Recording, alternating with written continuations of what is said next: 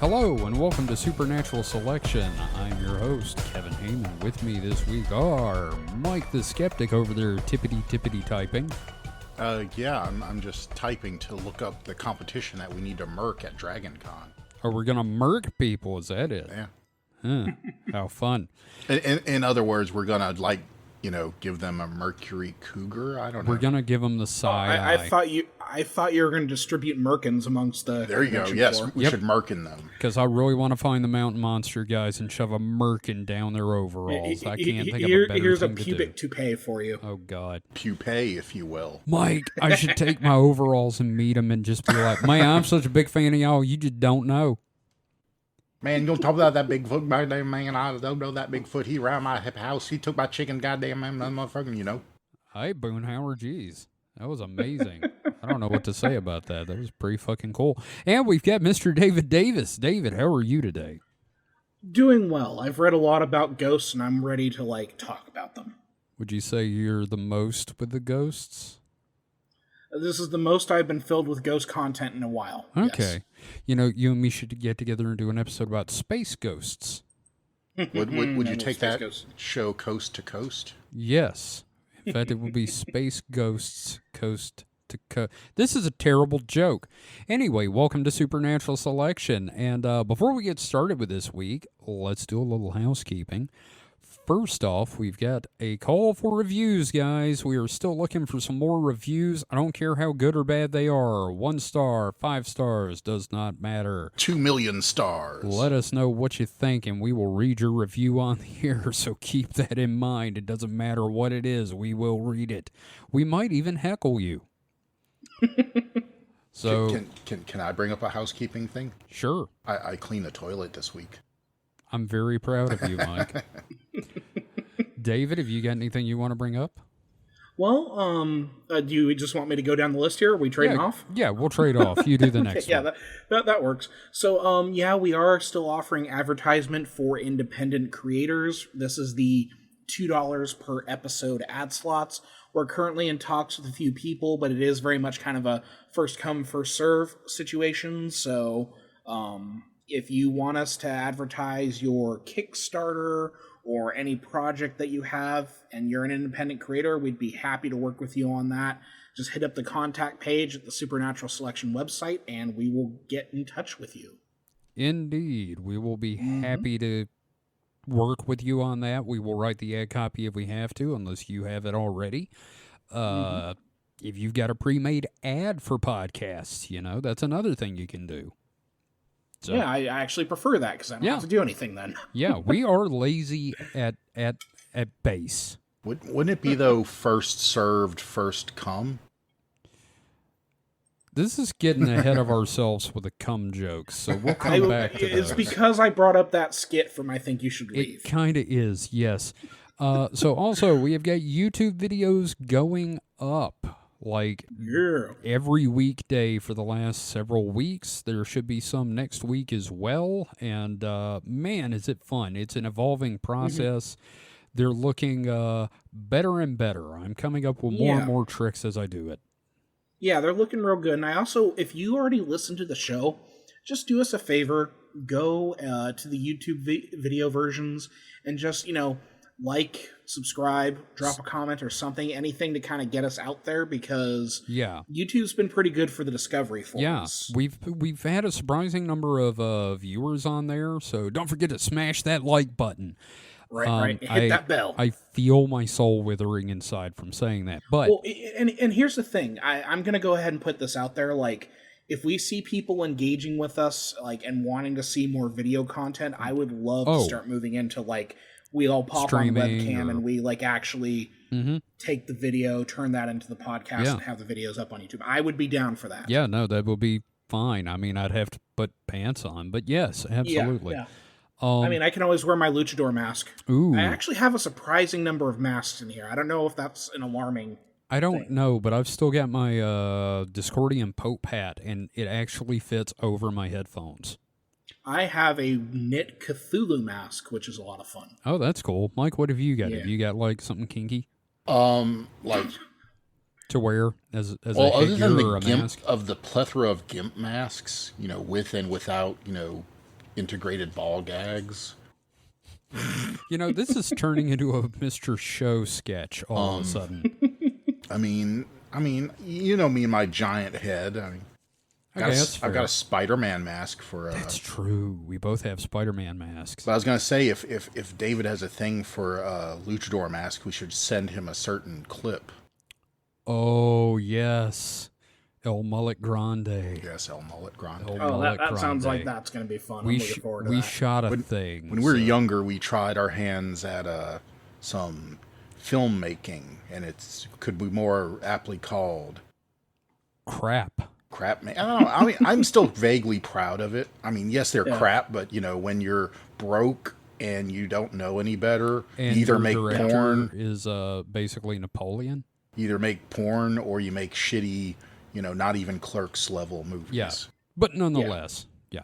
So also, yeah. I thought we were trading off here. Yes, sorry. Yeah, my bad. yeah, okay. I forget my own it's cool. rules. Just a reminder, we have some new merch up at the store. We do. We have our Creeper Alien sticker and shirt, which is a lot of fun. And then we also have the Chupacabra design, which is a lot of fun. I intend to do more. So if you have any merch suggestions, and I'm speaking to the listener now, specifically you listening right now in the car. Yes, Steve. Pull over, bust out your phone, jump on the Discord, and then tell me what kind of shirt you would want to see. Yes, Steve. Do it, you bitch. Yeah. Susan, you do it too. Yeah, and you know our shirts are going to be very, very niche, and I don't give a fuck. I'm just happy to have it. Yeah, we've also got a shirt up with our new slogan, our Latin phrase, which is Cogito, Ergo, Doleo. And I'm working on adapting those sketchy, crappy little drawings I did a Mothman thinking about butts. So yeah. So we got stuff on the way. Shirts are a-coming. You can't accuse us of not selling out. Yeah, no, we're definitely trying to. Just you're not buying yet, so head on over and get some neat shirts. Can't sell out if you're not buying out. So.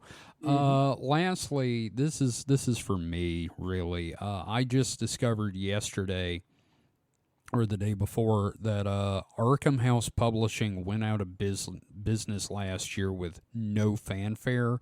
And if you're a fan of weird fiction and H.P. Lovecraft and the like, Arkham House was the company founded in 1939, I believe, by August Derleth, to keep H.P. Lovecraft's works in print, and it's the reason we still have H.P. Lovecraft today, and the concept of weird fiction has flourished. And now, are they gone completely, or were they bought out? No, their website shut down. August Derleth's daughter passed away. Before that, the website went down. They've stopped publishing.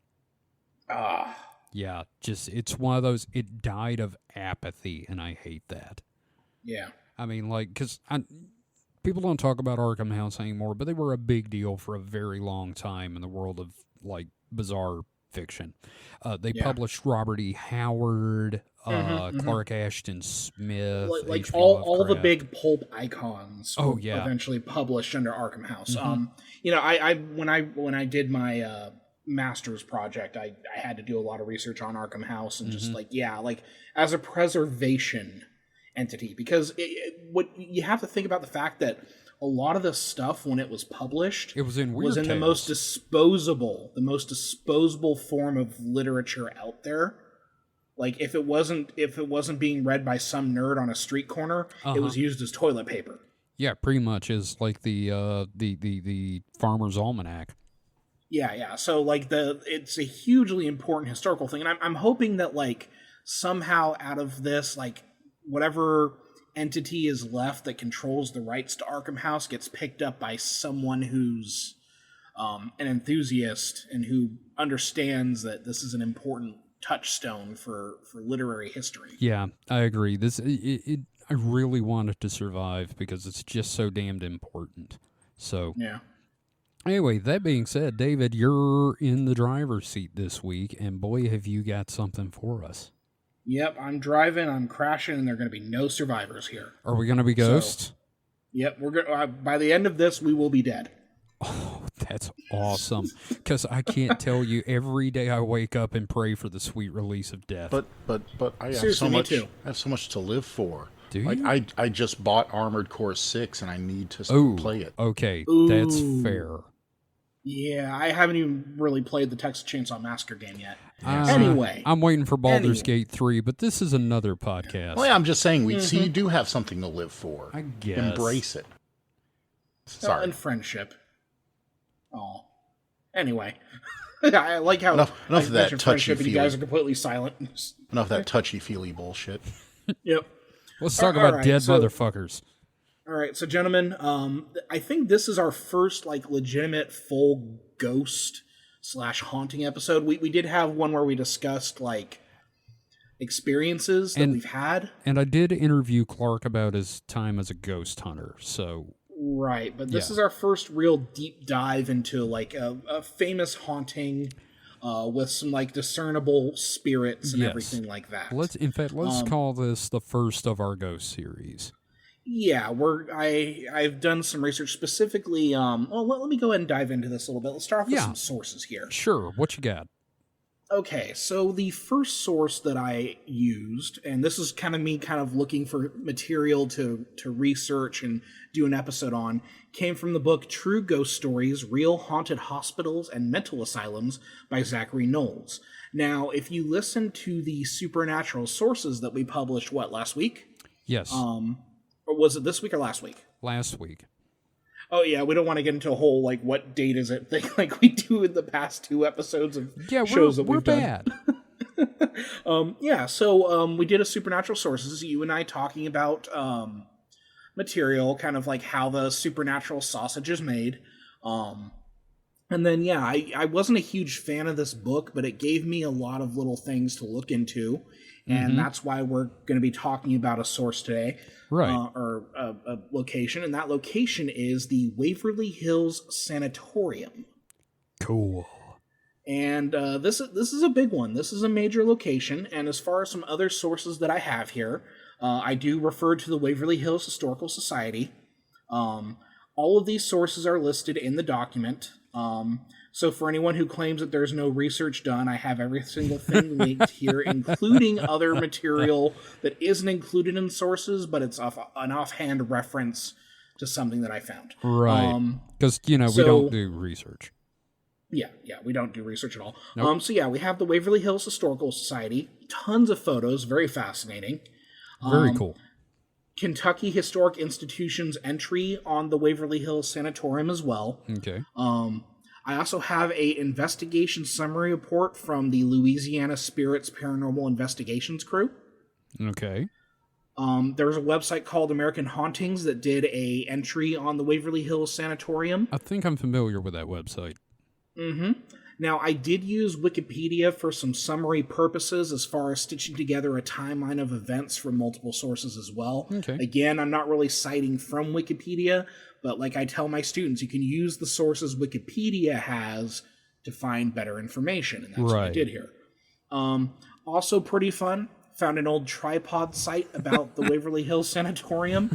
Plenty of good information and a lot of photographs from the period. Speaking of which, our sponsor this week is GeoCities. If you're looking to build a website, try GeoCities. Nah, dog. Angel Fire's where it's at. I've still got an Angel Fire site, motherfucker. See, I loved GeoCities because it had like that drag and drop shit. Where you I could knew- actually like drag and drop things onto there. I knew several people with GeoCities websites that are still bitter to this day. And then of course I do have multiple smaller sources that I've linked within the document. That includes some fucking newspaper clippings. So, I really get into the weeds here a little bit. Sure. You can always find a link to the episode script in the notes for the podcast. So if you're listening now, you want to follow along or open stuff as I mention it, you're welcome to do that. Yep. So we mentioned that this is like our first like ghost series, and I want to start off by saying this is also kind of a first in a sub-series, because I want to complicate things for us. Of course. Never can So- be easy with you, can it? Nope, never. Just ask my wife. Anyway. Oh. So, the Waverly Hills Sanatorium, if you're familiar with what a sanatorium is, it is essentially a hospital. Yep. The haunted hospital phenomenon is a widespread concept. Of all the types of places on Earth that could be haunted, hospitals are among the most frequently cited, and it's not surprising as to why either. Yeah. Now, when you think about hauntings, I would argue that you probably associate them with like transitional spaces. Well, that in prisons. That's also Is that transitional? I mean, it's a one-way kind of thing, but then again, hospitals can be a one-way transition as well. Yes. Yeah, because either way, if you go to prison, your life changes. This is true. Going into a hospital, your life can change. So I would say that yes, I think prisons also kind of serve as a transitional space. Usually it's a one-way, but there you go. But yeah, I think few places mark the transition better than a hospital. And depending on the reason why you enter a hospital, you may not necessarily come out of it alive, right? Yeah. However, more so than the typical hospital, places such as sanatoriums and asylums offer even more tragic versions of transitions. Whether it's like entering from a terminal disease in the case of a sanatorium, or being held against your possible will because you have been deemed, quote, insane in the case of asylums. It's not uncommon historically for people to meet sad, tragic ends in these places. And actually, my family has a very long history with asylums or, hospitals for the insane. And now I do this, so you figure it out. I gotta say, like, there's some history of that in my own family as well, which is interesting. I'm seeing connections. I think it's more common than not. Anyway, yes. I think they also had like a really bad time in the time before we really knew a whole lot of good treatments. They were just like throwing shit. Because I will say the other swing of the pendulum, which we're living in now, which is zero. Yeah, it's not good. Mental health facilities is a different type of hell. Yeah, no, very, very much so. And we'll talk a lot about that sort of thing as we go through. Thanks, Reagan. Yeah. I think we make that thanks Reagan joke somewhere else in the script here. So. Probably. I'm prescient. So we just kind of shot our wad early. Yeah. Thanks, Mike. So... I'm sorry, I'm good at making connections. There you go. And Mike, a little premature there, but, we'll take it. We'll take that load. Anyway. Ew. In our case, we are looking at a sanatorium, specifically one tied to a devastating disease that has been with humans since ancient times and still exists today. Today, we're going to discuss what is considered to be one of the most haunted places in the United States, and some say the world. Ooh. We're talking about the Waverly Hills Sanatorium in Louisville, Kentucky, and a darling of the paranormal community. Now, can I just say it's Louisville? I was going to say, you're going to get a lot of crap from, the Kentuckians. Yeah, it's Marcus. Louisville. Okay, so it is going to be Louisville. It's I had Louisville. To, Louisville Slugger. And I will also say that I've been to I guess if this is the first, would probably be considered the second most haunted place in the United States. Yeah, Mike's got one up on us. Not one up, but the I think I've talked about it before on here. Oh God, Allegheny. Yeah, the Allegheny. Was it a federal or a state penitentiary? It is a penitentiary, though. I can't remember. I think it was state penitentiary. That place was pretty creepy. Oh yeah, and that's one of those things that's on the list of things that I'm going to approach again because, one of the things here, and that we're going to see as we go through this discussion, a lot of the claims of hauntings tend to be very generic boilerplate, like there were creaking doors, there were the sounds of footsteps. Right. Not a whole lot that I feel like I could stretch a good episode around. You know what I mean? Mm-hmm. Sure. So a lot of my approach to this is like historiography, where I want to look at like the circumstances that can lead to this kind of like psychic energy or something like that. Right. So buckle up, fuckers. It's a history episode. Woo! Woohoo! So let's get into the origins of this place here. Let's do it. The first land use of what would become Waverly Hill would be a one-room schoolhouse The land was purchased by one Major Thomas H. Hayes in 1883 for a family home. You know, it's good that it started out as an institute of suffering, a school. Yeah, have you ever been to like a legitimate one-room schoolhouse? Yes, I have. Yeah, I actually went to one that my stepfather, I believe, he was a student in there for a little bit. Okay, these were Because this is like a very rural Yeah. place. Yeah, there's one somewhere down the Natchez Trace I went to once, and it's I don't know, it's kind of oppressive. Yeah, I mean, yeah, it's not unlike going into a church. Yes, it's very similar to going into the old school churches. Yeah. So, given the relative isolation of the land from other schools, Major Hayes would open up a local school for his daughters, staffed by one Miss Lizzie Lee Harris, who would become who would name the schoolhouse Waverly School, based on a fondness for Sir Walter Scott's Waverly novels. So would this be like me opening a school and calling it the Twilight Academy? Yeah, exactly. Okay, good. Yeah. So, as for Major Thomas H. Hayes, you won't be shocked to learn that he was a Civil War veteran. He establishes this place in 1883. Right? Yeah. So, as a native son of Kentucky, he fought for the Confederacy and served under General Robert E. Lee at the time of his surrender toward the end of the war at Appomattox. Okay. And did I get the pronunciation of that one right? Appomattox, you did, actually. Sounds good to me. Good. Mm-hmm. So, clearly he was someone who was probably carrying a lot of trauma into his old age. Yeah, you know, trauma from having to do his own fucking work for once, am I right? Also, another fun fact, the H in Thomas H. Hayes, it stands for Hercules. Can we bring that back? Like giving people like fucked up middle names like Hercules and Tiberius? That's how you get a Starfleet captain. Yeah. Kevin, it just takes, nerdy people having kids. Oh, yeah, no, I can see it now. My son one day will be Jerome Mephistopheles Heyman. I kind of like it.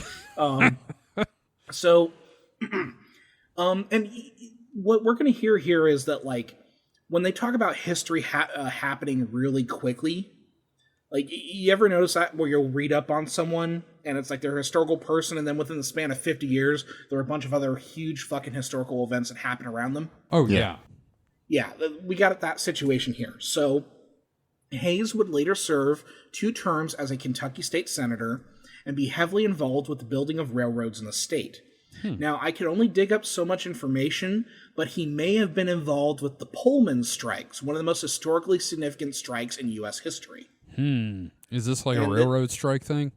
Yes, this is a railroad strike thing. The government got involved on behalf of the company. Yep. One of the first major protest actions were the workers, and then I think Robert Evans did a 4-part series on it. Probably. Again, I think we mentioned Robert Evans's show every fucking podcast. But we're all, and Mike is tangentially a fan. We're kind of stans. Me and David are. Yeah, but the Pullman strikes, and I have I think a Wikipedia article linked in there. Yep. If you're into the history of workers' rights and that sort of thing, very important, pivotal moment. So yeah, if you want to talk about how much history can happen in a lifetime, there you go.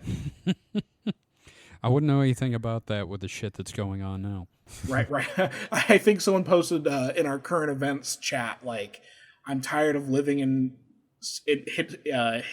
historically important times or something like that. Yes. Yeah. The Chinese curse has come to bite us on the ass. Yes. We We need are to live living in interesting times. Right. So, with that said, in the early 1900s, Hayes would be approached by the Board of Tuberculosis Hospitals about his land, which we'll get into in the next section. By 1908, the ground would be broken for Waverly Hills Sanatorium, and by 1909, Thomas H. Hayes would be dead due to complications of pneumonia, but I would put my money on it being tuberculosis. I kind of want to start calling tuberculosis Poe's disease, and I hope some folks out there get that joke. And I have a link for like why I think it might be tuberculosis, because like pneumonia and tuberculosis kind of do the same thing to the respiratory system. Sure. I will say that right now, if you're a fan of the Vlog Brothers, John Green has been talking about tuberculosis for well over a year. It's huge. Like, I'm going to barely scratch the surface about how fucking historically significant this thing is. And it's apparently still a big fucking thing now, unfortunately. Yeah, we'll be getting into that. So let's talk about tuberculosis for a little bit. Okay. This should be fun. Right, yeah. Or as it was referred to back in the late 19th and early 20th centuries, it was also known as the White Death. Not the Red Death? No, but I do love that story. Okay, just checking. Now, you may have also heard of consumption, and I'm going to butcher this pronunciation, phthisis.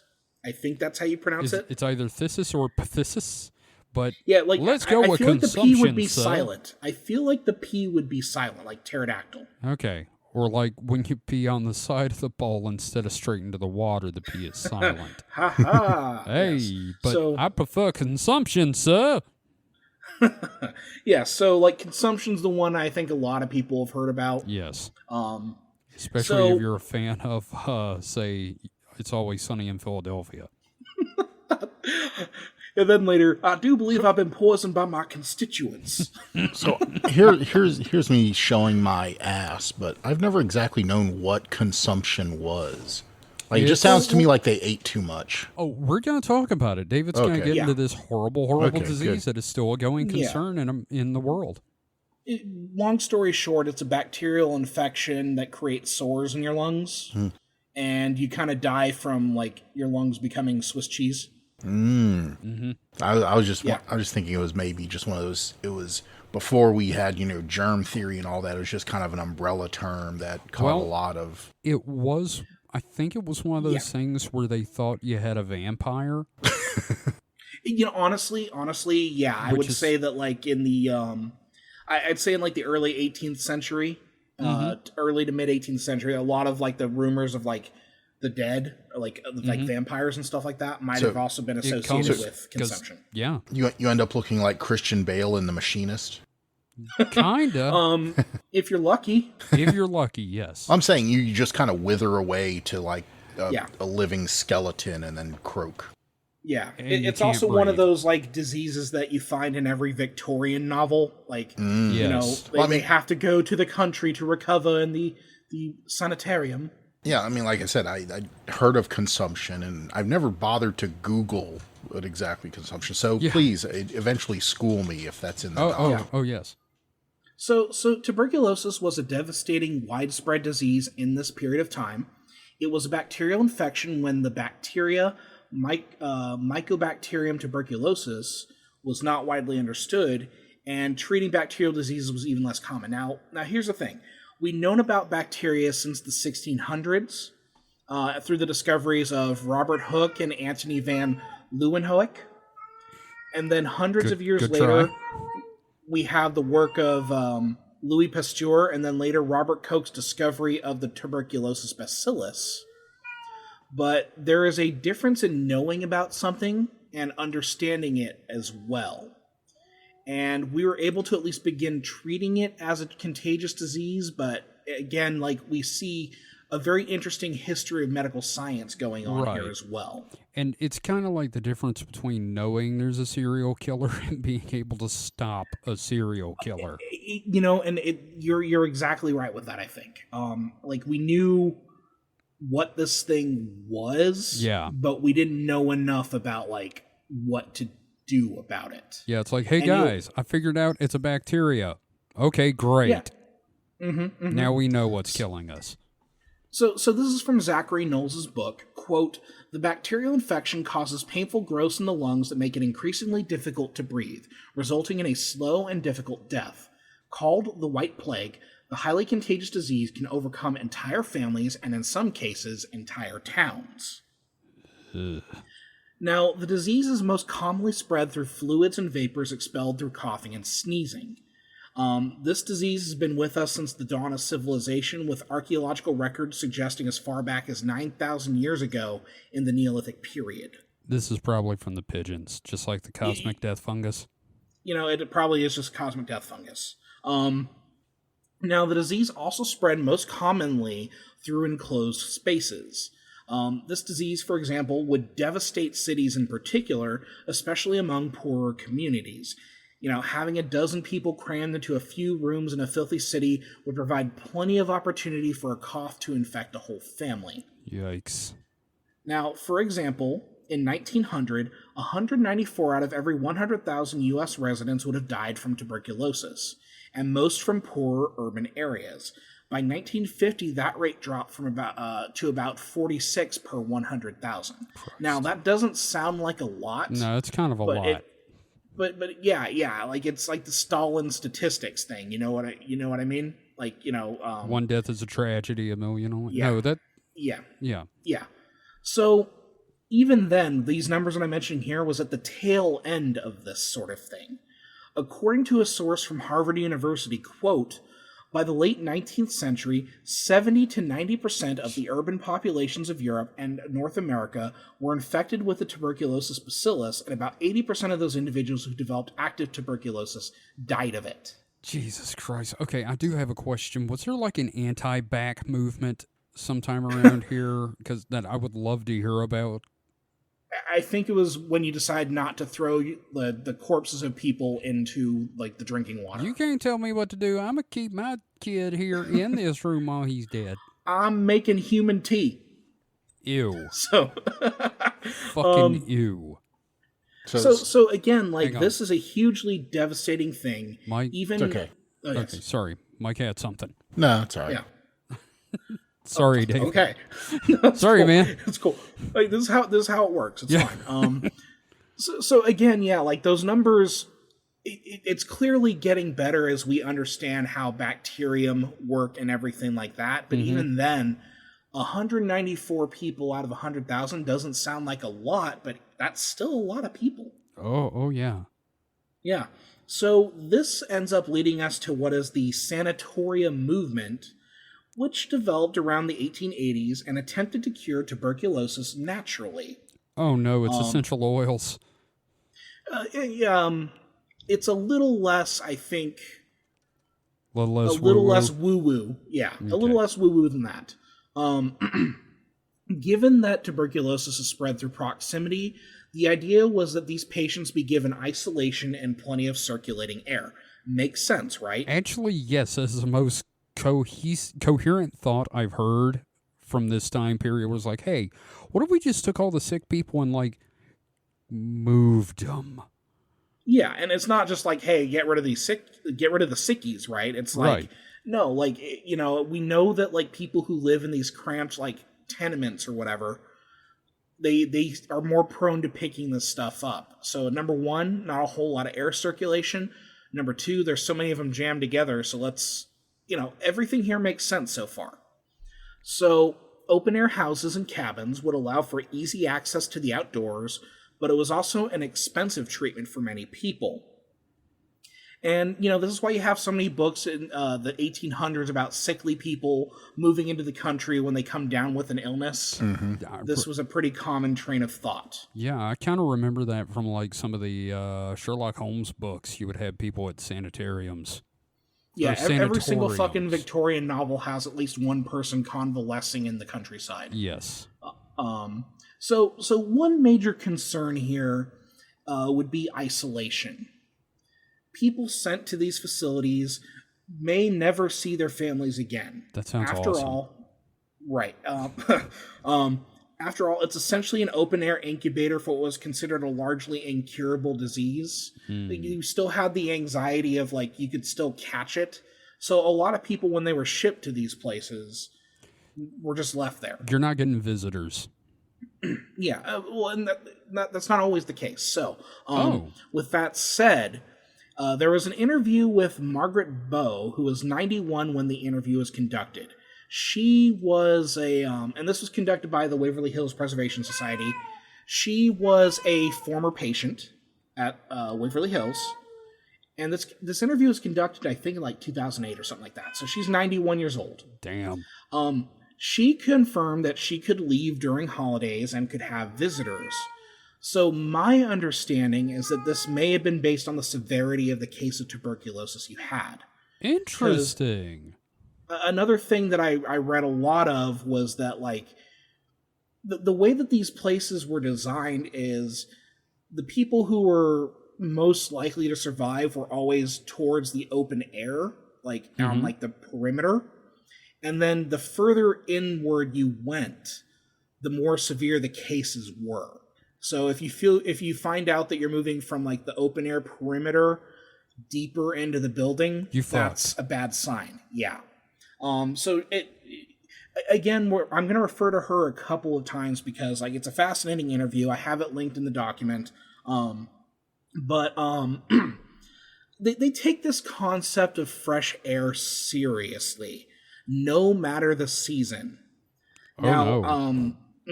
So there are photos on those websites that I've mentioned before that show sick people with their beds wheeled out into the open air in winter amid deep snow. Now, Mike, I know you're a big, you're like colds don't get caused by cold. This still couldn't have been good for you, right?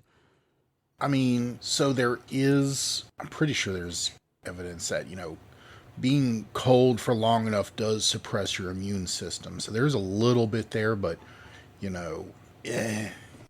Yeah. But here's the thing. We also have, again, from Margaret Bowe, she confirms this very fact in an interview where she stated, quote, "I think they thought that they could freeze the TB out of you by leaving you out in the cold like that. Fuck. That was probably the worst part, not being able to put your bed back in the room until the snow came on the foot of the bed.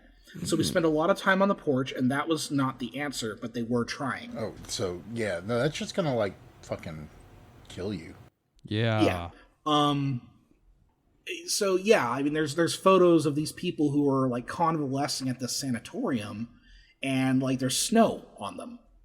Jesus now, fuck. I also need to emphasize that large portions of this building, or these buildings, I should say, that make up the campus, had no windows at all. Again, they're taking this open air idea very, very seriously. Yeah. So even the cabins where the people, or even the rooms where they're sleeping, like hugely open. You've got your porch that's open air, and then you've got your door that leads into the room. And the door is basically like a wicker door with a big old hole punched into it. Again, like fresh air is everything. You kids need to go outside and get you some fresh air. Mom, the air's frozen, Mom. But I was going to say something about the horrible treatment of patients in the past, but after spending 2 months in the hospital last year, I feel like maybe the medical profession just hates sick people in the United States in general in perpetuity. Well, yeah, go ahead, Mike. I mean, it's like, Kevin, what's your opinion of customers at the store? I mean, for the most part, they're good, but it's kind of sad watching people die. I'm saying you don't seem like you like any customers. So. Mike, I don't like any people. That's what I'm saying general, is that if you had like total control over the customers, you would make their lives hell. I wouldn't say I'm not going to say anything incriminating on this show. Let's continue. Yeah. Well, and it's like Mike had mentioned earlier, like, again, a lot of this is us learning what to do about this shit. This is early days before we knew how to do that. It's also people that had like their own ideas, and instead of like, scientifically testing, they just kept telling people, hey, you need to like sleep in the snow, just you got to be cold, fresh air. And this is still the days of think you got ghosts in your blood. You might want to do some cocaine about it.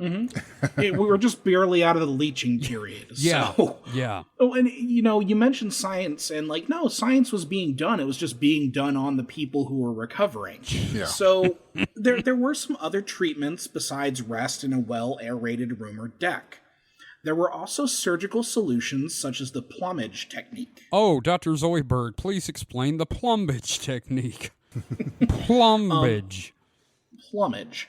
First developed in 1696 by Giorgio Baglivi, The plumage technique, also known as pneumothorax technique, was the collapsing of an infected lung to rest it and allow lesions to heal. Sometimes this involved the removal of ribs. All right. Before anybody says anything else, they're literally turning their lungs off and then back on again. Yeah, so you just have this infected lung, and you kind of press down on it, try to get all the air out of it, and let it kind of, I guess, reinflate naturally. Oh, God, do you think it sounded like a whoopee cushion? Probably. And just much gurglier, I think. Oh, God. This sounds, one, very unpleasant, and two, like it didn't have a great success rate. Yeah, I feel like this is kind of medical murder. Well, here's the thing. Let's get into this a little bit. So, I had mentioned that there was an interview with Margaret Bowe earlier. Mm-hmm. She confirms that she had this procedure done a few times over the course of 7 or 8 months. I would follow this woman into battle. Yeah. Or no, I would not, because this woman is like certifiably insane. I mean, they did it. I'm sure she had as much say so. I'm sure she could. She certainly didn't like it. I'll put it that way. She certainly didn't like it. Oh. But yeah, so this was something like, and you know, it sounded like it might have been partially successful because she was fucking 91 years old. Yeah, she made it. Look, I've seen stories of 91-year-olds that like drink bacon grease and Coke every day of their lives. And When you say Coke, I meant Coca-Cola. okay, because I'm just picturing a granny drinking Just bacon grease survive. and God, I snorting hope that's lines. me. This is just I hope survivor that's me at like bias. 87 years old. This is survivor bias. Now, old Giorgio's technique wasn't originally developed for TB, but rather to aid in recovery from sword wounds to the chest. But the principles seemed to line up enough that it was considered a potential treatment for TB, and, like, there are people who survive, so who's to say? Well, you already got a hole in the damn thing. It's deflating anyway. May as well just smash it down. Well, I'm just saying, you know, they survived, but they could have survived without the deflation of the lungs. You don't know that for sure. Yeah, sure. She didn't say it was a good idea. Yeah. And we she aren't. was not pleased with it. So I can imagine. some other techniques were more experimental. What, like taking the lungs out entirely and throwing them against the wall? No, nothing that bad. Nothing that bad. Okay. Although I would not be surprised if they well, what if we take the lungs out and wash them? What if you take the lungs out and like flip them left to right?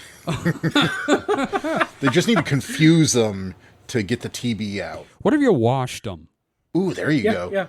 Yep. With a nice sponge. Yeah. And some bourbon. Yep. So Got bourbon lungs. So, for example, some rumored treatments included balloons surgically implanted into lungs and filled with air to expand them. Oh, fuck. Another rumored treatment was the removal of muscles and ribs to allow lungs to expand further. And others was removal of ribs so they could, you know, go down on themselves more easily. The old Marilyn Manson routine. So, I don't know how much I buy these, but then again, we used to pay people to steal corpses out of graves so surgical colleges could practice techniques, so what do I know? I mean, yeah, I'm pretty sure they just tried everything. yeah, and I mean, and like you mentioned, weren't some people still using leeches at this point? And let's not forget what desperation will drive people to do. Kevin, we're using leeches today. I don't know what you're talking about. There are medical leeches. In fact, I saw recently a picture of a either nurse or med student there was a trail of blood, and she had to like go and get the escaped medical leech. I want to burn everything down now. But you know they have their uses. You know No, it makes sense. We're no longer at the point where it's the go-to. Oh yeah, no. You know you don't have a headache and someone sticks leeches on your face. No, you're correct. Yeah. We're no longer at the period where you got the sawbones who's either like, well, it's either leeches or the bone saw. And I can give you a haircut when I'm done. They have a very specific use case, yes. But, you know, just like, you know, the trepanning, that is a thing that was done to let the demons out, or, you know, whatever the hell else they said was good for. Relieving pressure in the brain. Yeah. And isn't there like an actual technique that involves putting a balloon in the lungs to help, like if you have a collapsed lung? Yeah, so Sure, that your I think name's that's Frankenstein. I mean, think that's how they one of the ways, not the how they. I think that's one of the ways they do, reinflate the lung. Yeah. If it's Yeah. So again, this is us like learning shit. And unfortunately, for the people at these sanatoriums and hospitals, they end up being the guinea pigs. Yeah, no, I mean, there's no way to. That's the sad thing about medical science is that you can't make an omelet without breaking some eggs, and those eggs, we're the unfortunately, eggs. we are the eggs. Yeah. We are the egg man, cuckoo, cachoo. But So, again, like, I'm giving you all of this to kind of show, like, if a place is going to be fucking haunted. this is right? the place to do it. Exactly. So, we've got this kind of like these different kind of like surgical attempts at helping with curing TB. However, a medicinal cure would be found in 1944 through the isolation of the bacterial streptomycin by Albert Schatz, Elizabeth Budgie, and Selman Waxman. okay, those are some great last names: Schatz? Schatz, Budgie, and Wakeman. Waxman. Waxman. Sh- So, that discovery, combined with para-aminosylic acid discovered in 1946, changed the game and greatly increased the recovery rate of tuberculosis patients. So, hey, there's a medicinal solution here. which is awesome. Now, of course, we can't mention tuberculosis without discussing some crimes against humanity either. And who better to kick that off than the Nazis? One of these days, we're going to do a topic that doesn't in some way come back around to the Nazis. But that is not today, and it is not in the foreseeable future. I think that's impossible. I think unfortunately we are trapped in that law. Poe's law.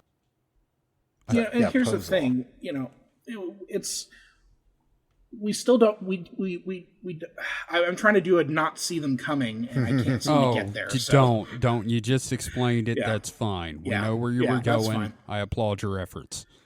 Nobody sees the Spanish Nazi Inquisition. God damn it.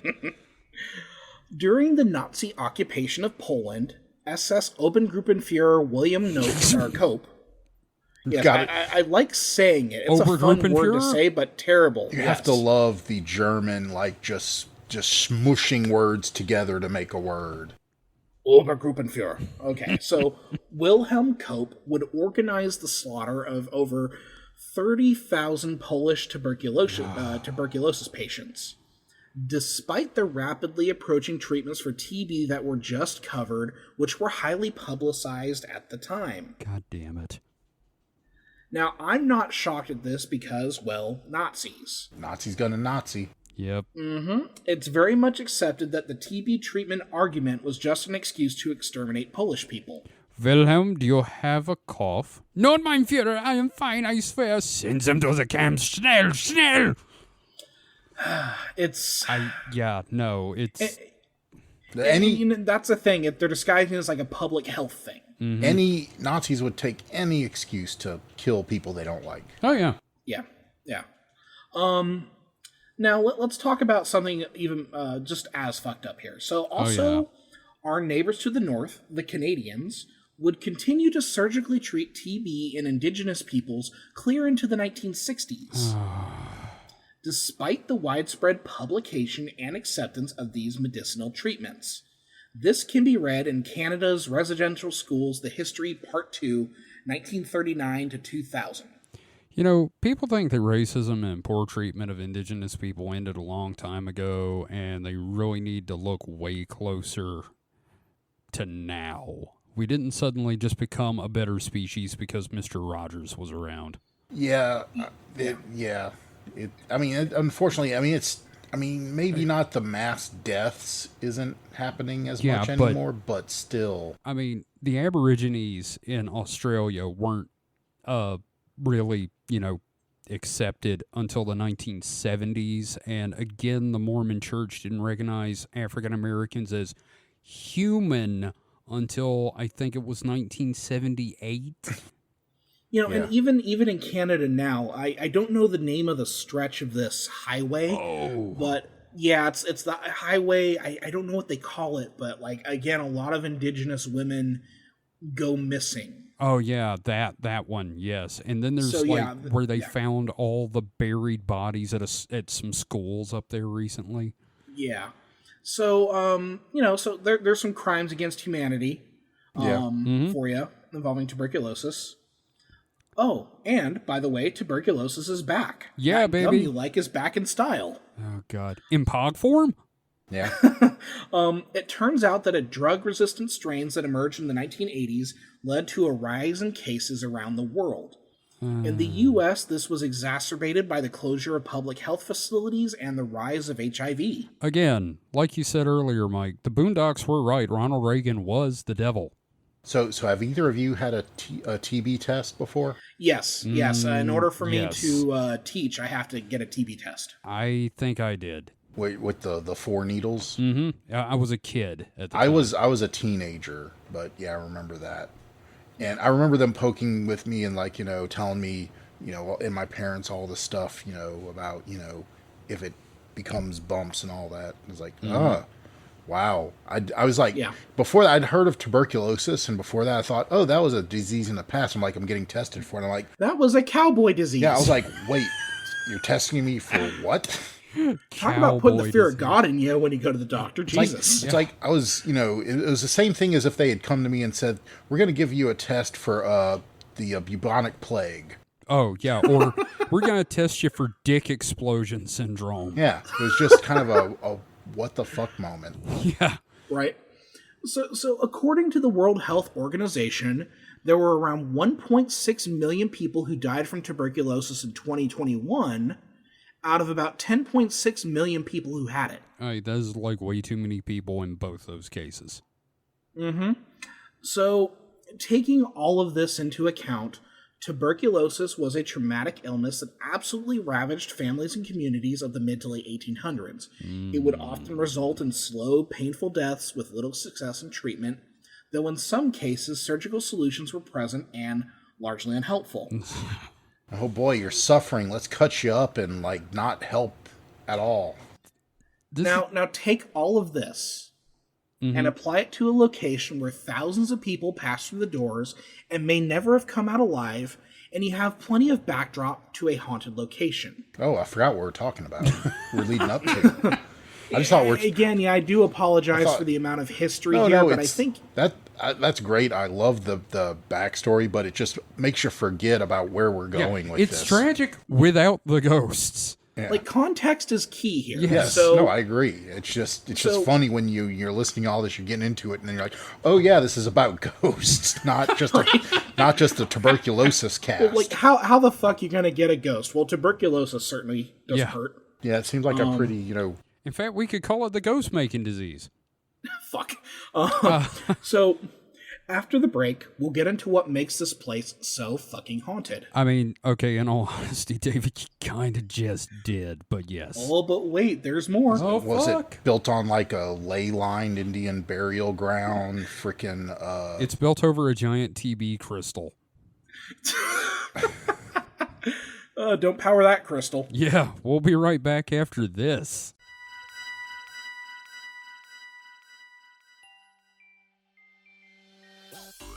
Hey, David, you know what makes our show great? What's that, Kevin? No ads. You know what would make it better? What's that, Kevin? Ads. What if, and I'm just spitballing here, we do ads for independent creators at reasonable rates? How reasonable? Overly. How about $2 per episode pre-roll? That is almost too reasonable. Might as well go for it. Let's send everyone to the contact page for Supernatural Selection. SupernaturalSelection.pod.com/contact? Exactly. Just have them scroll down to the Advertise With Us section for more information. That sounds great. Now let's record the ad. Kevin? Yes, David? We just did. Whoa. And we're back. And after that last part, I just want to go ahead and say, next time I'm in the hospital, I'm going to have like a sign. They have those do not resuscitate signs. Mm-hmm. I'm just going to have one that says do not inflate or deflate, or, you know what, just don't. Whatever it is, just don't. Don't turn me into a Patriots football. No, don't do anything. Oh, that, I'm glad I got that reference. That is our one sports reference for the entire series. Bobby Bonilla. God damn it, we're not doing Bobby Bonilla jokes. Hey, man, Scottie Pippen's real short. So David, take us back into the world of ghosts. Right. So, Tuberculosis. As we went into the break, I mentioned I spent a long time on the historiography of this location because I believe that information is essential to understanding the vibe of a haunted place. Yeah, I think that's a real good idea. Yeah, especially because if we are assuming hauntings are the residual energy of the dead, we should know what sort of trauma keeps them hanging on. And oh boy, Waverly Hills Sanatorium has a lot of trauma on the grounds. It started as a school, so of course. Mm-hmm. So we're kind of getting a little bit back into the history here, just a little bit. So the sanatorium began as a modest 2-story wooden administrative building around 1910, complete with 2 open-air pavilions. Okay. Now, the hospital would quickly reach capacity, necessitating an expansion, or more to the point, several expansions. Even these expansions didn't help much because of the persistent spread and scale of tuberculosis. Yeah, I was going to say, when you've got a disease that's affecting like 70, 90% of the population of the cities, you're going to run out of room quick. Mm-hmm. Yeah. So, for example, a 40-patient treatment center was opened in 1912, and in 1912, a children's pavilion would include another 50 beds. And yes, we will get into the ghost of TB kids in a minute. Jim Henson's TB babies. to dust off that old Mystery Science Theater chestnut. I love it. Fuck off, it's great. Yeah, no, I love it. So by 1954, the construction of a 5-story brick and concrete building was assumed to meet demand. Architect D.X. Murphy designed this building. Oh, I'm sorry, it's not 1954, it's 1924. Okay. Yeah. So architect D.X. Murphy designed this building with a capacity of 400, and it would open in mid-October of 1926. Okay. So Waverly Hills, in many ways, was a self-contained community. It featured laundry facilities, a maintenance garage, a butcher, and farmland, likely a holdover from Old Hayes' original estate. Now, first off, all that makes sense because you want these people away from the general population. Secondly, did the meat have tuberculosis? No, but the bread had bugs in it. Did it? Yeah. Yes. The interview that I've mentioned before, she talked about getting some bread that had bugs in it. She also said that it was a wonderful treat when her husband brought some hot dogs that they could warm on the radiator. Discordia. Yeah. Radiator hot dogs. Radiator hot dogs. Yeah. Not a pleasant place. No. So, here's the thing. It wasn't out of maliciousness. It's just the conditions of the place. And any humanitarian effort that is not funded and cared for appropriately falls apart. So, around June of 1961, Waverly Hills would close its doors as a sanatorium due to plummeting rates of TB patient intake, because, again, we have this medicinal treatment. Well, that's a good thing. Mm-hmm. The hospital would sit vacant until 1962, reopening into Woodhaven Geriatric Center. Oh, God damn it.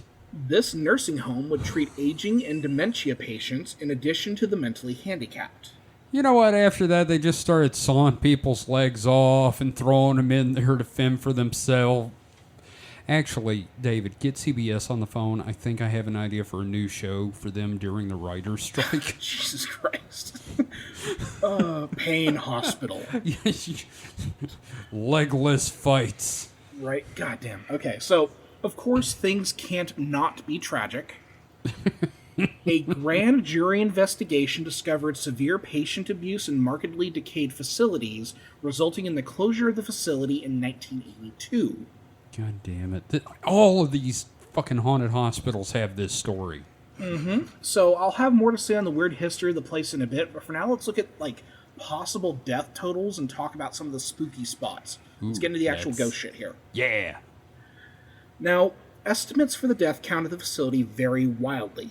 I've seen estimates as low as like 8,000 and as high as like a sensationalistic 50 or 60,000.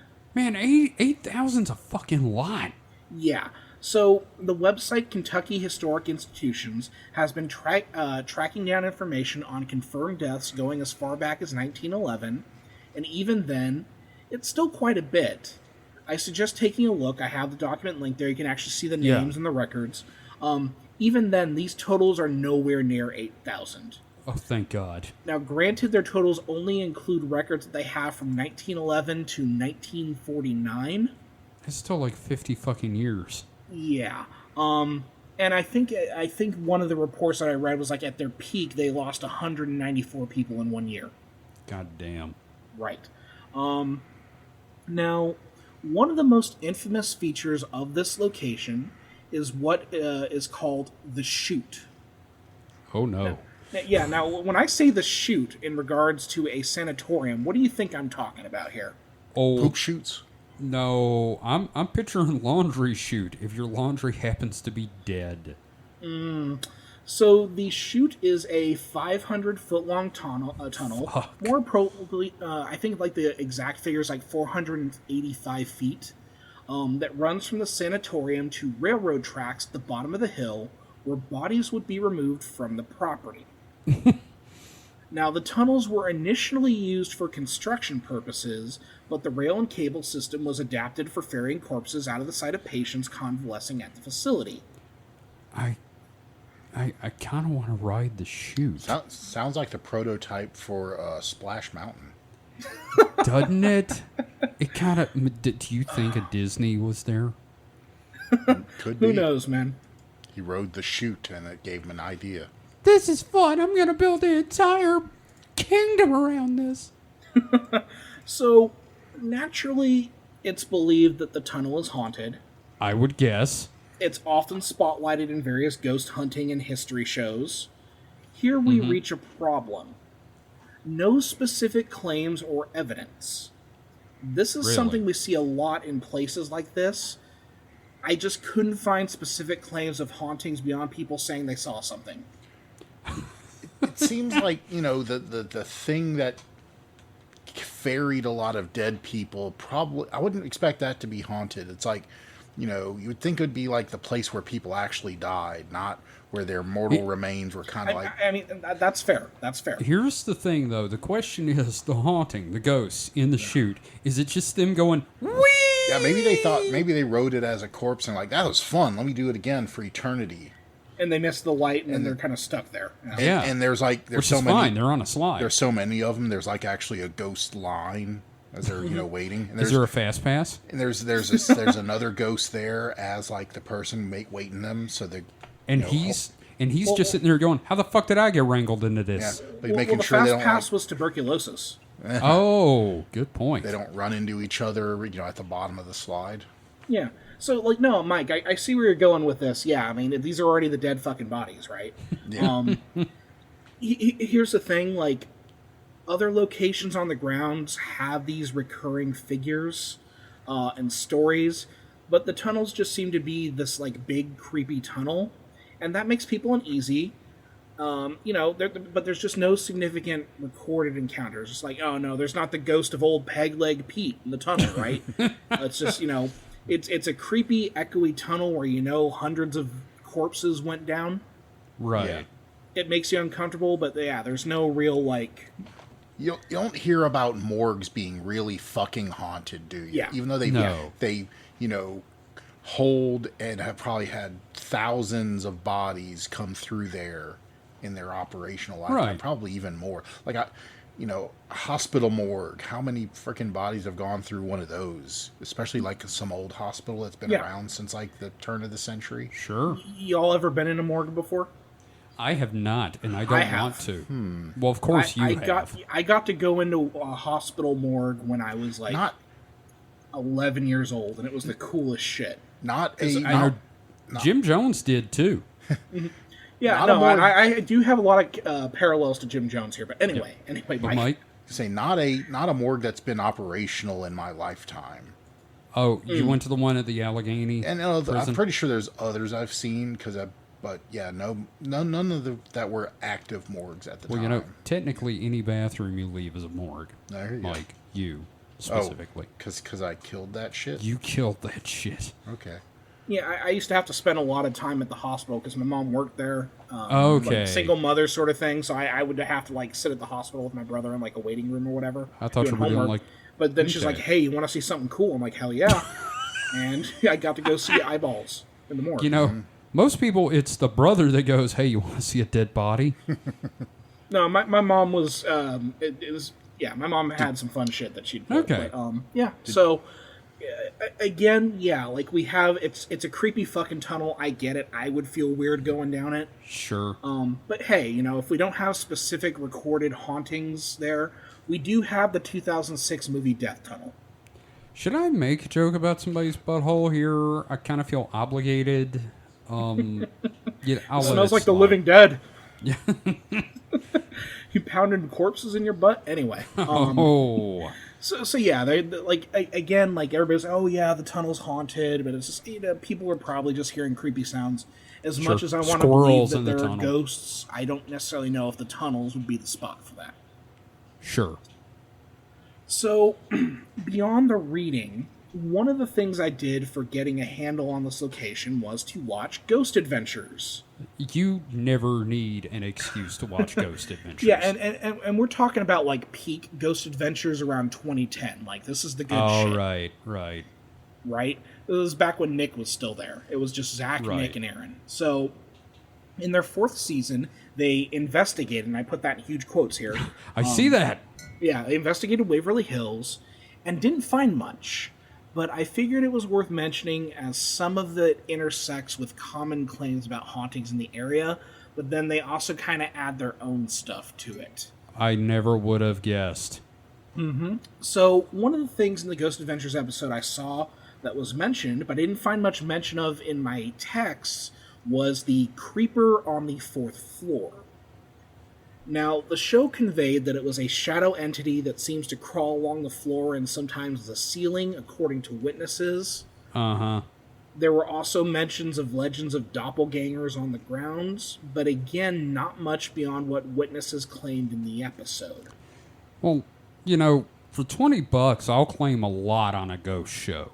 Right, and then the other thing is, like, I didn't see much references to either of these things in any of the other text, and I've already given us, like, a wall of shit that I've read. So, Right. and we'll get into it in a minute, but, Sure.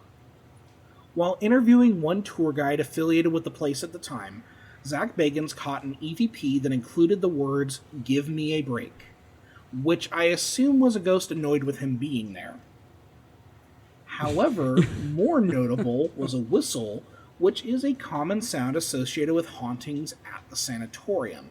I've read a couple of things that mention the sound of whistling around locations on the grounds. Now, I personally just love the idea that even the dead are sick of Zach Bagans.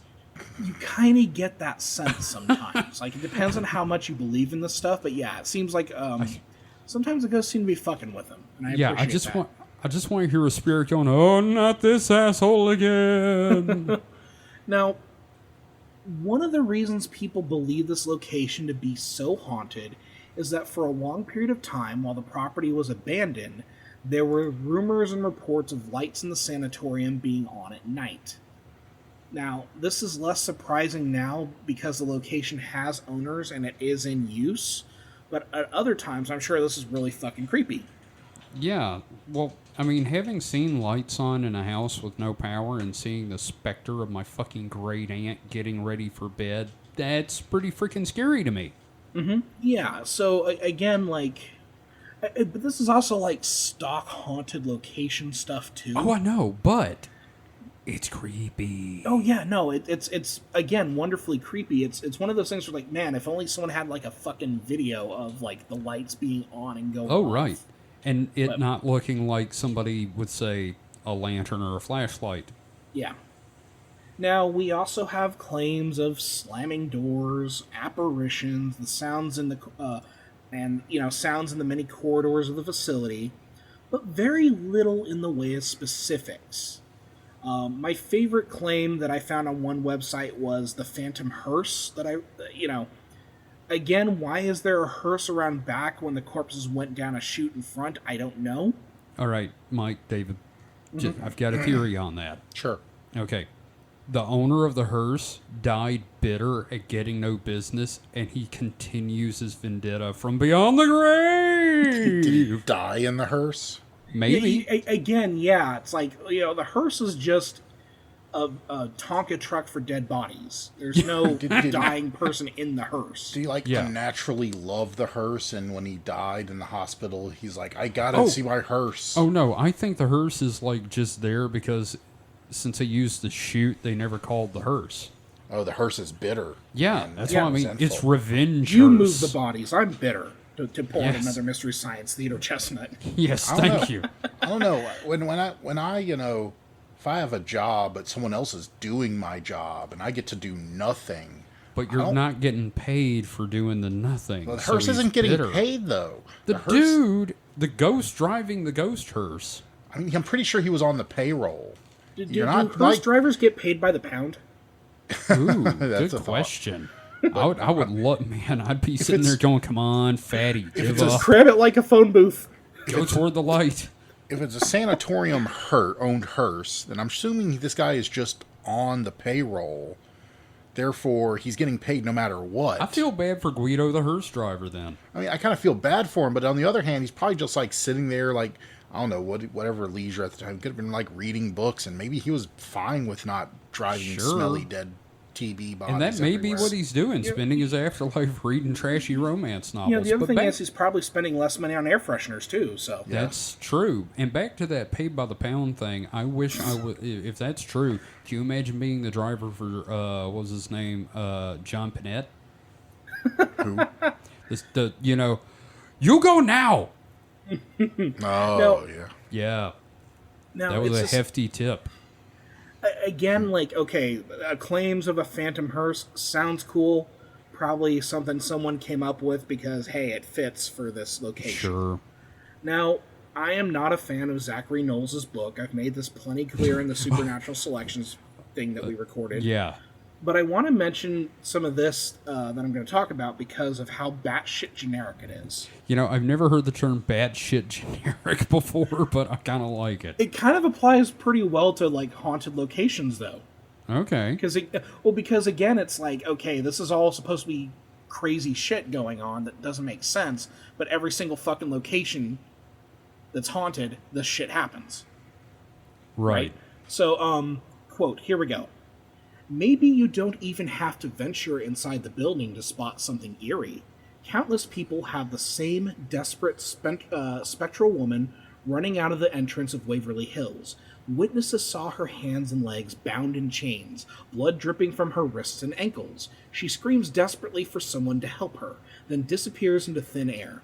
Could she have been one of the many victims of TB who died at the hospital, or one of the tortured residents of the prison-like elderly home that followed? No one can say. So this to me is an example of the kind of yes and that goes along with haunted sites where there's this sort of one-upmanship that surrounds what people claim they saw. Why the actual fuck would there be a chained-up woman at a location like this, honestly? And how was she running with chained legs? She was shuffling. This sucks. Somebody, I busted my lip. And it's again, it sounds creepy. It sounds kind of cool. It sounds over the top. When you think about it, that makes no sense. It sounds like 13 Ghosts. Yeah. People are just kind of projecting whatever to this location. Now, this is also indicative of the numerous problems I have with Knowles' book. A lot of people claim, and not a single citation, no evidence was provided. This is the only time I could find reference to this chained up woman running out of the asylum with blood dripping down her hands and ankles. And the fact that he's could she have been one of the elderly residents of the prison-like elderly home? What? It's very frustrating. Yeah. I can understand that. Yeah. So I've mentioned like supposed details and rumors here in this very script, but it's not in service to convince you that any of this is real, and I provide as much verifiable evidence as possible to do so. He does no such thing in this book. Like, I think a lot of it is just like fan fiction because again, it's like he mentions a couple of things that are relatively known, which we'll get into. But then it's like, just here's the chained ghost running away. Here's a fucking phantom hearse or whatever. Right. Anyway, I just wanted to include the claim of the most generic haunted house ghost in the world. So David, as a teacher, how would you grade this book if it were turned in as an assignment to you? I would never assign a book for them to write. But, sure, but hypothetically. If I were to look at that chapter that he wrote as an essay, it would be a D. A D. I'd still give him a little because credit. It's legible. It's okay. I mean, it's legible. It's typed up. That's great. No, it's more that like there's stuff in there that I can verify. But there's a lot of stuff that's not verified, and it's that not verifiable stuff that pisses me the fuck off. Right. Just like making those again like the most fucking generic haunted house Scooby-Doo bullshit. Right. Anyway, that's understandable. Speaking of generic, let's talk about the ghosts of dead children. Oh, yay! Let's make it happier. Yeah. There have been numerous sightings of ghostly children on Waverly Hills, but only one of them has a name: Timmy. Of course, it's a fucking Timmy. Timmy. I was actually thinking about like Timmy trapped in the well, or trapped in has a compound fracture of the lower Dude, I mandible wonder how down many Jet Rock haunted Canyon. wells there are out there. Oh my god! Guess I we're know. gonna need another Timmy. Timmy's just like the generic name. That's what I love about it. So, there are many claims of specific ghostly children on the property. Knowles' book tries to make a claim about a Mary, a name he gives to what is a reported ghost of a little girl on the 3rd floor. Only time I've seen that potential ghost named Mary, I've heard of a couple other, like, 3rd floor little girl ghosts, whatever. There are also reports of haunted refrains of Ring Around the Rosie in the former creepy. Sun therapy room. Again, this is like, I'm making a haunted house movie. I'm going to have, like, a creepy off-key... Around the Rosie. Yeah. No. Again, it's the most generic thing. Right. But Timmy, I found references to Timmy many times. And Timmy, he likes to play with visitors. Oh, that's kind of cool. Now, Timmy is said to haunt the 4th floor. This is, like, the consensus that I've found. Okay. Sometimes he gets confused for some of the other kids, like the 3rd floor kids or whatever, but for the most part, from what I gathered, Timmy is a 4th floor kid. Now, Timmy has a certain tendency. According to those who have witnessed his handiwork, he likes to play with toy balls. Really? Guests will often bring toy balls with them to see if they can evoke Timmy to do something. Now, reports range from seeing the balls move on their own to hearing the sound of bouncing balls and a child's laughter. And I have a couple like links to YouTube videos on here. I'll check those out in a bit. Yeah. So again, like, and here's the thing, like, so many people go to Waverly Hills. You can find so many like haunted encounter videos on there. Like, here's Timmy playing with the ball or whatever. So the whole thing with the ball here, of course, makes me remember one of my favorite horror films of all time, and it creeps me the hell out. Like, this gives me the chills. I mean, it's spooky, but for some reason, child ghosts don't actually scare me. It's angry old man ghosts that scare me. Oh, and I don't know if it's, like... I don't know if it scares me. Like, it's chilling to me. It's chilling, yes. It's but sad. I mean, like... It's chilling in a sad way. Sure, but, like, I don't think I'm going to run away from a child ghost, but, like, you get a creepy-ass old man that died in a place and is still walking around, like, playing grab-ass. It depends if they're singing Ring Around the Rosie. Ring around the rose. Oh, you No, I'm mean talking the about the kids? kid. Okay, sorry, my bad.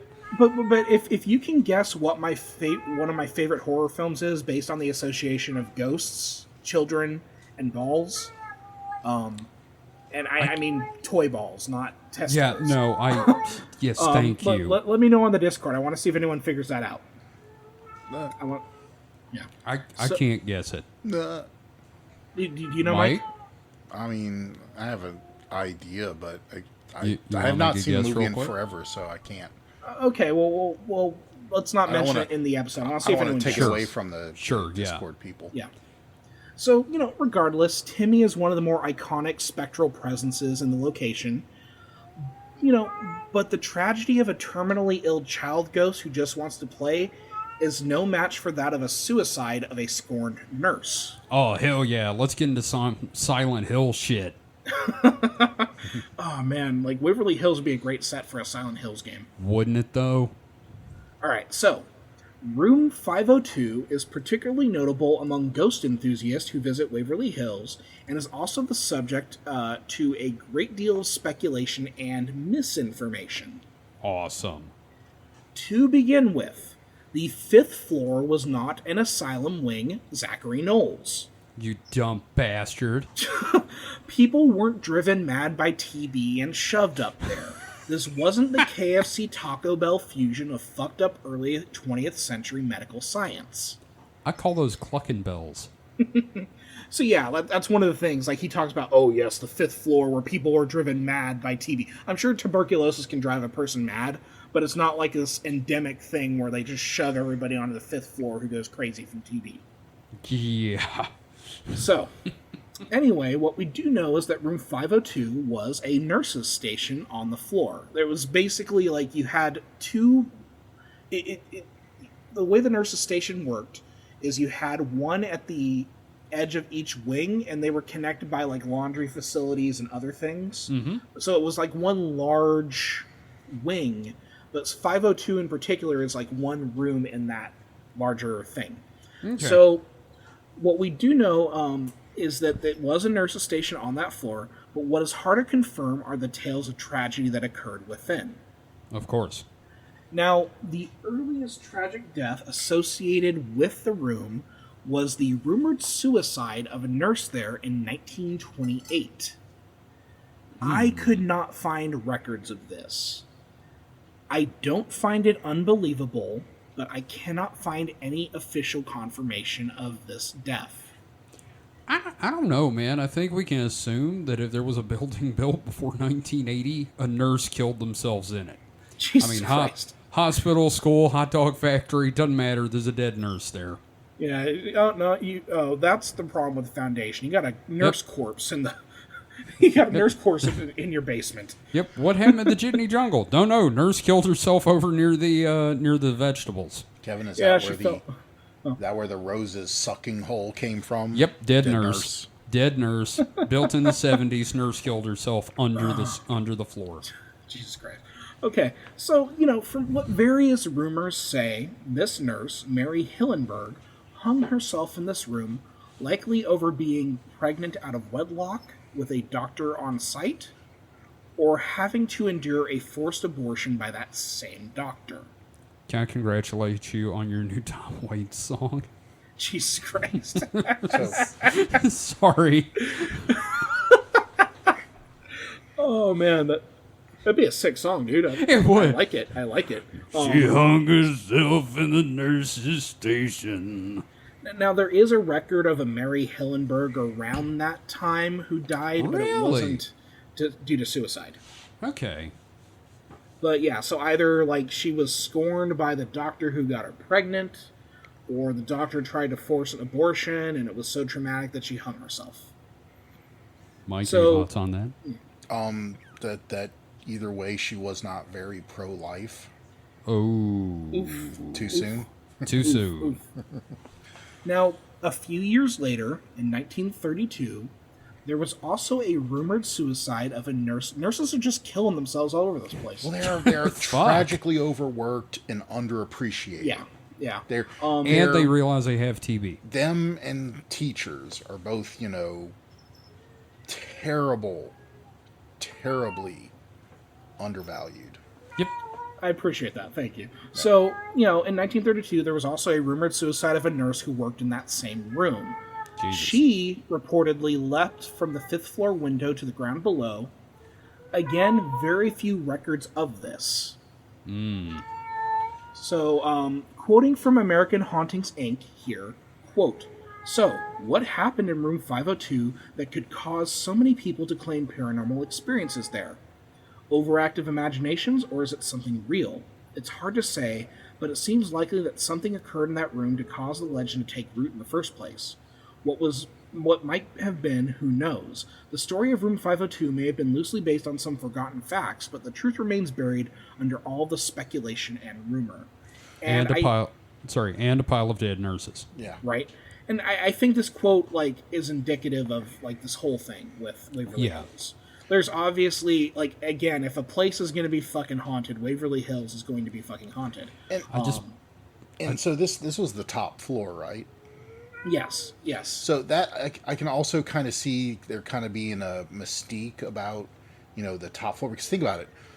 Every floor under it is exponentially more busy with more traffic. The top floor, you only go up to the top floor if you need to be on the top floor. Yeah. But you're going to all these other floors, to get to various other places. So I can see it being a very kind of desolate, almost lonely place. Yeah. Probably not the, A-list position to be in. Right. Because there's probably nothing super important up there. Except for patients. Probably also, kind of alluded to with the one nurse, is probably where, doctors probably force themselves on nurses more for, hanky-panky, because it's so desolate and so, so I can see it being this kind of nexus of out-of-the-way place that just, bad things probably happen there, and it probably just gained a mystique from that alone, notwithstanding the fact that, well, if, a place could be haunted, everybody knows ghosts rise to the top. Well, I was going to say, actually, when I was in the hospital off my medication and going psychotic, I developed this theory that the higher up you are in a hospital, the closer you are to the demons. So, that's just a thing. So, but yeah, I mean, this stuff, because of the history of the place, it sounds plausible, right? Yeah, sure. Sure. A nurse killed herself and she's haunting the place. I'm not saying it didn't happen. It makes fucking sense. We don't have any real evidence. It's all hearsay. Unlike, say, Timmy, for example, where there's, video footage of, oh, the ball is moving by itself. Holy fuck. Again, a lot of that could just be wind, because, again, a lot of this building did not have fucking windows. So it ran Mac OS. Yeah. Yeah, but God damn it, Mike. Who knows? I like Timmy at least. Could have been Linux. Yeah, Timmy at least I'm willing to look into some more. Yeah, and there's you can just type in Waverly Hills Timmy, and there's going to be dozens of videos where people are like, oh my god, we got to play ball with Timmy. Oh, that sounds really cool though. Yeah. So that's kind of it regarding the haunted stuff, but I want to get back into a little bit of the history of this place, because again, the history, I think, is just as fascinating as the ghost stuff here. Mm-hmm. So, I'd like to step away from the world of spooks and specters a bit to get into some of the more recent history of Waverly Hills. Now, when we left off, the place had been shut down for negligent care of old folks. God fucking damn it. Right. Now, in an effort to heap further shit on what is likely a psychic swirl of hauntings, a developer by the name of J. Clifford Todd bought the hospital in 1983 in order to convert the grounds into a minimum security prison complex. Protests caused the plans to be scrapped. You know what? Thank God for protests. Now, again, minimum security, probably not as traumatic, but it's still a prison on top of a geriatric home on top of a fucking TB place. Right. Just, again, I'm just like, wow, there but for the grace of God and funding. Yeah, we're going to turn it into a place where we euthanize dogs after that. Jesus Christ. And then we're going to bury people there on the ground. Yeah, sure, why not? In one of the weirder footnotes in all of this, in March 1996, Robert Alberhasky of the Christ the Redeemer Foundation bought Waverly Hills. His plan was to construct the world's tallest statue of Jesus. Jesus Christ. Yeah, that's not going to be the stir stick in a psychic cocktail.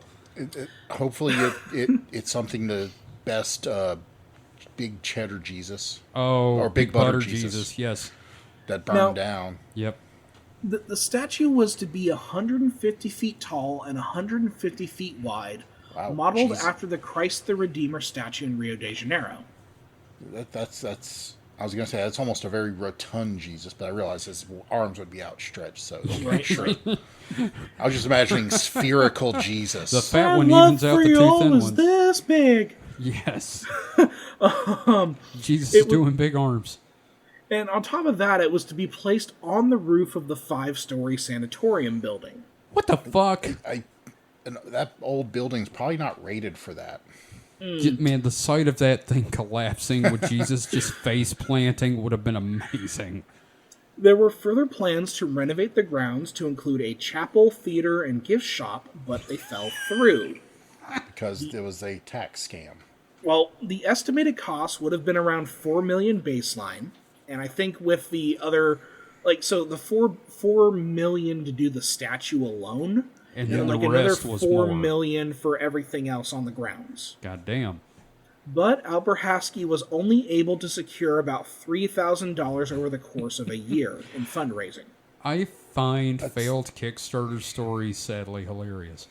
Yeah, that's not falling short. That's not even getting off the starting line. That's complete failure right there, buddy. It's like I at work, me and another coworker were lamenting that we didn't have an ice maker in our fridge. So they make those countertop jobbies, right? Mm-hmm. So I decided I'll do something about it, and I'll see if anybody else in the store wanted to kick in. So I put up a little thing, a container for money, and had a sign for communal ice maker funding, and I put $4 of my hard-earned money in it. You know how much money over the course of 3 weeks that collected? $5. $1.25. David, you were optimistic. On top of the money I put in, it was $1.25. And that's why I'll never do a Kickstarter for my comics. Yep. Now, around 2001, the sanatorium property was purchased by Tina and Charlie Mattingly, and they ran it for a while. In 2015, the property was purchased by a private company which signed a 99-year lease. It's a long time. Yeah, I can't dig up the names of individual members of this company. It's the current Waverly Hills website. There's not a whole lot of specifics. Do you think it was Bigelow? Maybe. Bob Bigelow? Now, right. Now, Waverly Hills currently serves as a tourist destination offering historical and ghost tours, as well as making for a pretty kick-ass haunted house every October. I was thinking that. I was like, if they're not doing haunted house shit, they should be sued. Here's the question. Do the ghosts get involved in the shenanigans? That I don't know, but there are haunted locations where the ghosts get involved with the actual haunted house that I heard about. Yes, that's what I mean. I hope Timmy gets involved. Could you imagine if you're just some paid high school student, you're paid to be the guy with the chainsaw without the actual blade on it, and you're sitting there in your ready cubby hole getting ready to bust out at the next group, and then you get your ass haunted.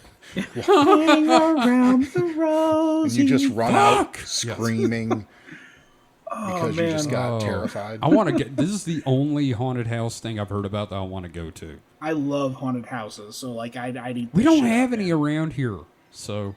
Man, I feel bad for you guys. Yeah, haunted houses are great. Did I ever tell my haunted house story here on the podcast? No. So in high school, we had a lot more haunted houses around here than we do now. Mm-hmm. And I went with some friends, and that there, like the aforementioned chainsaw guy, there was a section in this haunted house where it was basically you're walking down a hallway and it turns 90 degrees to the left, and when you do that as a group, a chainsaw guy comes behind you, and this is very narrow. This hallway is literally like 2 inches wider than my shoulders. So it's a very narrow, you can't get past anybody. And so it's a long hallway, and we're walking down this very narrow, confined, dimly lit hallway, and we hear a chainsaw behind us start up. And of course, I think I'm last in the group, and I see everybody ahead of me just book it down this long hallway. So of course I start running, and I'm running, and it's dim. Next thing I know, I see the guy that was in front of me stop, and I don't stop because I knew there was not enough time, and I plow into him and make the 90-degree turn to the right, and that's the exit to the haunted house. And so I get out there, we're like panting and everything. And the guy that was in front of me, his name was also Mike. And all the people I'm there with, like, hey, everybody, where's Mike? And he comes out of the haunted house, like, and he's like laughing. He's like, dude, Mike, you just like shoved me through the wall. I'm like, what? No. And then we hear one of the guys like that's out there to make sure everybody gets out. His little walkie-talkie goes off and it says, yeah, we need a wall repair in the chainsaw hallway. So I had like barreled him through the sheetrock. Oh man, that's great. One of the best haunted house experiences, because we're getting to the end of the episode here, so I figure like a little tangent. One of the best haunted house experiences I had was my wife knows a couple guys that she went to high school with that like do professional haunted houses for a living. Mm-hmm. Like, and they get paid to do this shit, which is like, fuck, I wish I could do that.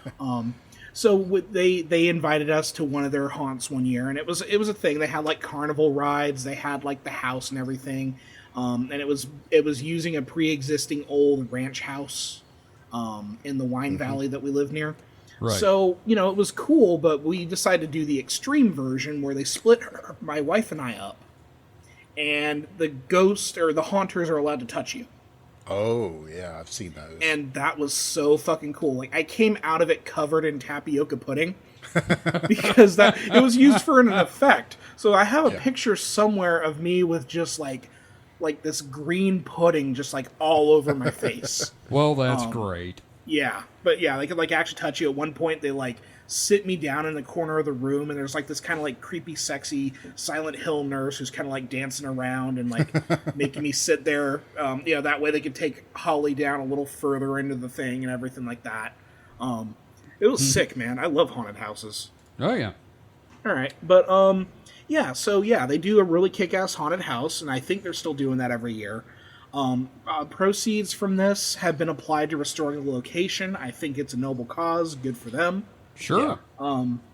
I'd also like to note that Waverly Hills Sanatorium has 4 stars on TripAdvisor. That's pretty good, I think. Yeah. Yeah, with 482 reviews, and is number 24 of 106 things to do in Louisville.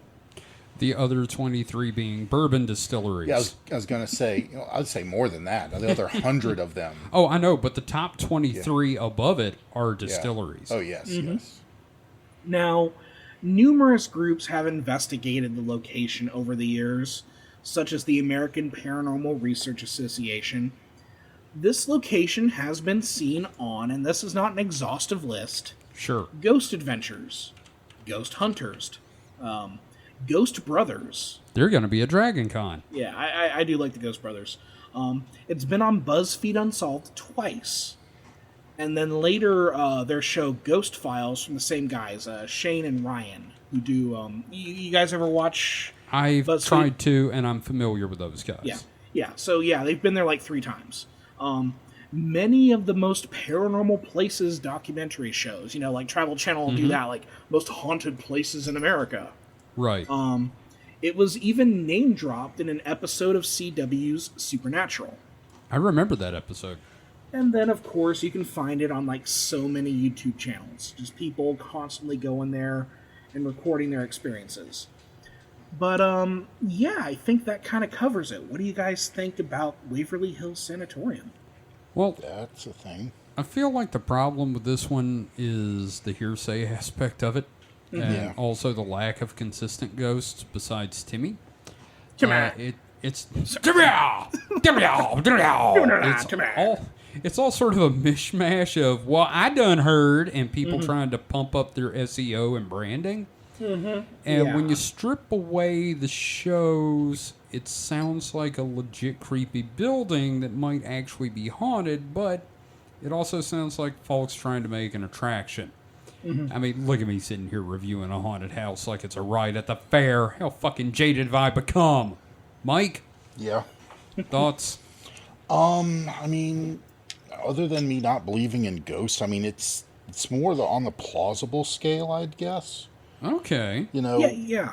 stuff like this, like in the prison I had gone to. It's if any place is going to be haunted, it seems like the more likely. You know, human Sure. suffering does have a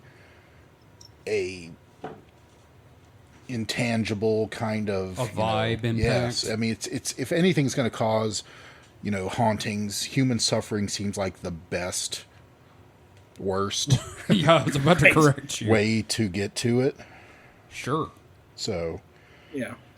And Kevin, I'm right there with you about it. Like, again, very, very much like the hearsay thing. Like, there are a couple like Right. cool little things, but like, again, with the corpse shoot, really fascinating, very macabre. It's part of that Thanatorist kind of impulse. But like, is it haunted? Probably not, because the people who went down it were already fucking dead. Yeah, I agree. And I tend to think if it's haunted by something, it's haunted by, like, woodchucks or something. Like the ghosts of many woodchucks. Oh, no, live ones. Yeah, you know, and there's of course, like, again, I could have like gone into the weeds about like all the different claims, but again, so many of them are just like, oh yes, there are ghost children on the third floor. There's Mary and Susan. And it's like a lot of them kind of run together or get mixed up for each other. Like really, it's room 502, the corpse shoot, and Timmy that I think are like the most notable things. Now, I've never been to the location. I would love to go. I was gonna say, I was just looking at like my timeline and everything, and I came within like 20 miles of it on the last bourbon trip I went on. Oh man, Because we passed by just south of Louisville, because we went to Lexington, Kentucky, which is east of Louisville. I should not say the Lewis. Yeah, don't do that. But it looks to be about 20, 30 miles south is what we passed by. yeah. So in the ballpark. Yeah, and Pretty it close. seems like it would be a cool thing to do. Like I would love to go on. Like I'd do the historical tour. I would do the ghost tour. We'll put it on the Scooby-Doo van list. Yeah, and Right. it's, again, the main issue here is that like so much of it is just like whatever kind of haunting you could imagine at any haunted location. People have claimed that they've seen that sort of thing or they've experienced it. Also makes me think. I mean, obviously, I am what's the word? Allergic to doing research and doing my own thing. But I wonder if I should do the Allegheny prison. I don't know. penitentiary. I would love to collaborate with you on that because what I 'Cause- would think is me handling like a little bit of the historiography and you 'Cause giving your own account would be a lot of fun. Because there was a lot of interesting, like I can't remember like a tenth of what the tour guide said, but there was a lot of really interesting stuff he talked about there. Right. Yeah, and And like it- we can do a whole series on like just haunted locations for Like sure. one of the interesting facts about it, Charles Manson's mother was in prison there, Yes, she was. and Charles Manson lived with her in the prison for a short time. Yep. I've done my fair share of Manson reading because again, I'm a psychopath. So yeah, Of course you are. I'm a grungy little creepy goblin boy. And you are. And it also has been visited by a lot of the ghost shows, and apparently some of the ghost shows really kind of like screwed them over. Yeah, specifically Yeah. Ghost Adventures. Yeah, they like painted a section of the like a section of it and didn't ask for permission or anything or Well, apologize or pay for it. Sons of bitches. Let me just make a correction here. Like, I Ghost Adventures has been accused of that sort of thing, and yes. there's a lot of times where people will talk about like other ghost shows. Again, if you get into the weeds on this thing, you'll hear the ghost people kind of talk shit about each other, and it's Yes, like of you know, course. a certain group of guys comes in, does their investigation, and then things ramp up because Yeah. again, like the Ghost Adventures approach for a long time was very much like provoking. Yes. So yeah. Come at me, ghost, you fucker. Yeah, no, I mean, Zach will literally come in and, like, at one point, I think I recall an instance where he, like, took off his shirt to, like, just like, come at me, I think. What I don't kind know. of Alex Jones shit are we talking about here? It could just be me, like, making that assumption because that's kind of the energy he brings, but I recall at one point him taking off his shirt to, like, step up to a ghost. What ghost? I thought this was America. What? It's just fucking Stan Marsh as a goddamn ghost hunter. I ain't heard no bell. So, that's our first major haunted locations episode. I want to do more of those. So, we will. If you enjoyed it, please let us know. And if you have a haunted location that you want us to talk about, or if you've been to this location, I would love to, like, hear your experiences and put them on the Week in Weird. Absolutely. We would love to talk to you about your haunted experiences. But ghosts. Thank you, David. That was a lot of fun. We learned a lot about tuberculosis and hauntings. So, I guess next week we're not doing a damn thing, I don't think. We're going to be out of town me and Mike will be out of town for Dragon Con. We may try to record some stuff there. We'll see. We're not going to go out of our way to do it, but I will have the equipment. But I think we'll be doing Distraction Hole on Sunday, right? Yes, we're still doing that, and we'll get that uploaded and everything. And there'll be a slight week-long pause in the YouTube video updates while we're gone, but we will be back and right back at it after that. But the next episode will be another Week in Weird, and then I am going to tackle conspiracies involving underground bases. Yes. And then I'll tackle some ghosts.